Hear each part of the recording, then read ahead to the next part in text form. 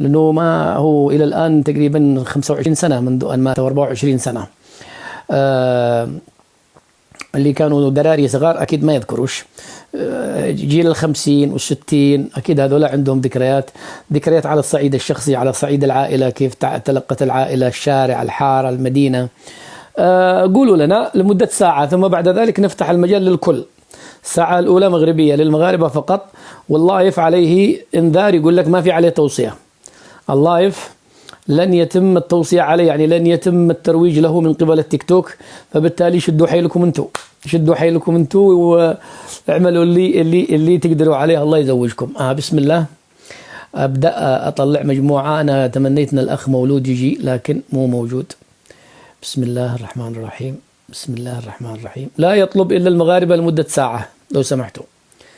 لا يطلب إلا المغاربة لمدة ساعة فقط، ثم بعد ذلك نفتح للكل.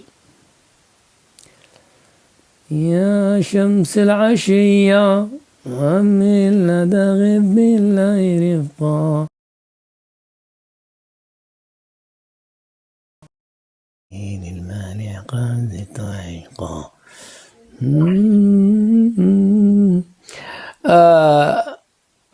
لو سمحت يا أخي سد المايك اللي تحت. أوكي.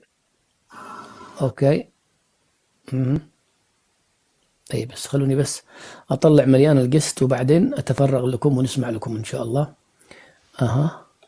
وهذا واحد وهذا واحد. عبد من عباد الله. يا أخي أنت والأسماء هذه. سد المايك يا صاحبي، سد المايك يا أخي. الجبال الشامخة، سد المايك. الأخ الجبال سد المايك. هيا جبل سد المايك.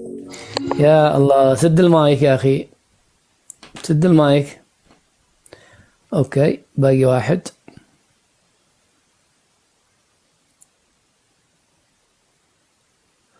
أوكي الأخ ايش اسمك يا أخي؟ ايش اسمك اللي تحت ايش اسمك؟ اللي تحت مش اللي فوق. ايش اسمك يا أخي؟ عثمان تفضل يا عثمان. هذا خلوني أنزله. عثمان تفضل. عثمان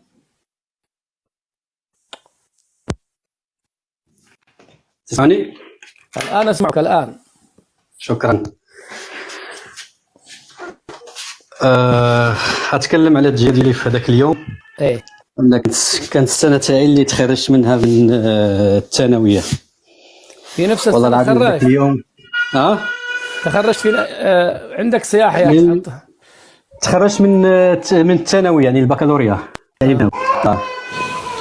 وبذاك اليوم كنت باقي نتذكر بالتفصيل ديالي. يا عثمان روح سكر الاول وارجع، الله يرحمك الوالد. أوكي. جبال البرانس، جبال يا جبال. عليكم السلام. تحياتي اسعد، تحياتي لكل الاخوان وكل الكيس والمشاهدين. أهلا. انا تنحييك على هذه اللبسه المغربيه رائعه جاتك صراحه. لبسه والله جاتك واعره نقولها بالمغربيه.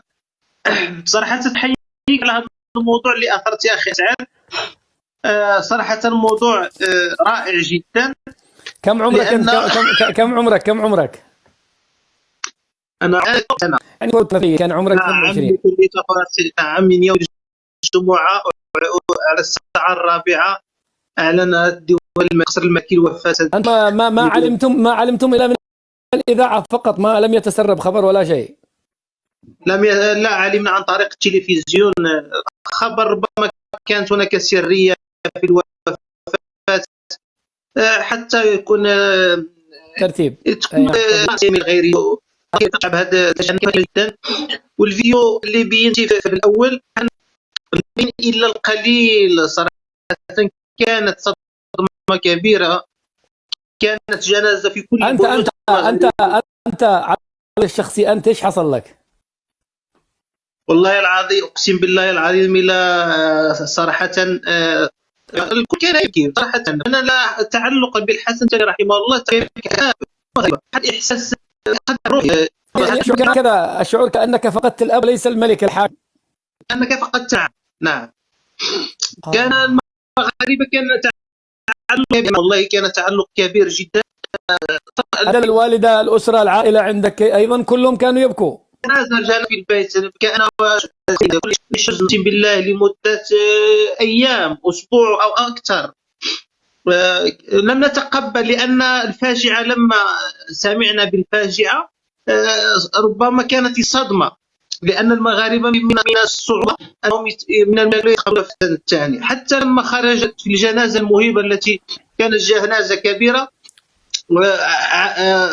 عاد عرف المغاربة بأن الملك فعلا مات حتى اليوم جنازته. كانت كل الإذاعات المغربية يعني فيها القرآن الكريم 24 ساعة. كانت البيوت حتى الأبواق في المساجد المغربية كانت بالأصوات، يعني يقرأ في القرآن الكريم في كل المدن، في كل المساجد، في المدن، في القرى. كانت يعني والله حزن، يعني أذكر جميع تفاصيله صراحة. هلا أنا شفت أنت تقول المقطع الذي أنا نشرته أنه ما أظهر إلا جزء يا أخي اكتمل أغمي عليهم. نعم نعم نعم نعم نعم. هل ربما عامل الصدمة أثر؟ يعني عندما أنت تقوم الصبح تفتح التلفزيون يقول لك الملك مات، يمكن الصدمة اللي خلتهم كده. ولكن الصدمة الأقوى كانت يوم الخروج كانت الصدمة الأقوى. شاهدنا على مباشرة في النقل المباشر أن الجثة تخرج من القصر لمثواها الأخير. كانت الصدمة الأقوى، والكل يبكي. أي صدمة ما عاد تعتبر صدمة، خلاص انت أنه مات. لكن لما تعرف أنه مات، لكن تكون ربما أن هو مات، ولكن تظن أن ربما يعني ما حول ولا قوة. لكن لما خرج وكان الصحفي مصطفى العلوي حفظه الله يبكي يعني ربما كان الأمر ربما حتى المغاربة لم يتقبلون الخبر. طيب، شكرا لك يا أخي، وعظم الله أجركم مجددا. جزاك الله خيرا. تحياتي السي سعاد وتحياتي كل إخواننا.